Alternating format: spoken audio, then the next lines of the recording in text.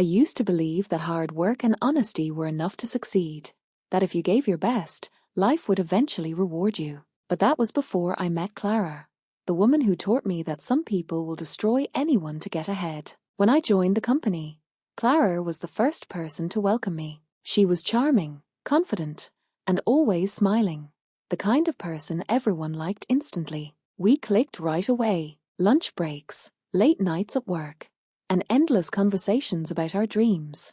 We became inseparable. I trusted her with everything, even with my biggest project, the one I called eVision Tech.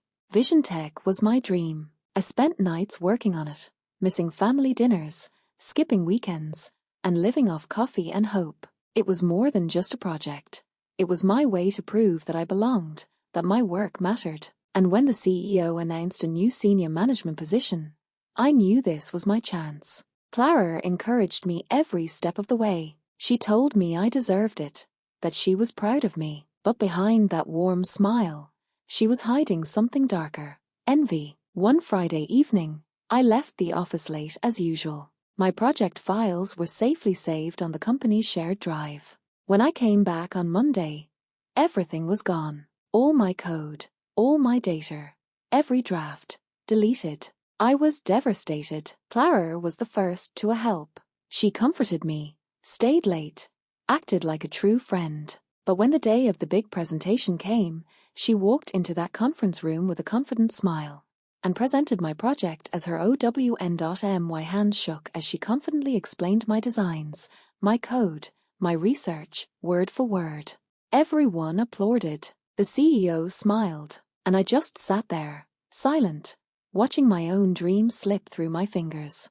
By the end of the week, Clara got the promotion, and I was left broken, invisible. But I didn't cry for long. I decided if she could play dirty, I could play smarter. Revenge doesn't have to be loud. Then I handed them the logs, the immutable timestamps, commit hashes, and file signatures that traced authorship back to me. Language dissolved into evidence. The board convened. The investigation followed. Within days, David was on leave. In a week, he was gone. The company recognized the truth, promoted me to lead developer, and granted equity in the product. My success wasn't a trophy meant to humiliate. It was a corrective, a precedent that work must be attributed properly. Yet the victory carried adjustments and losses.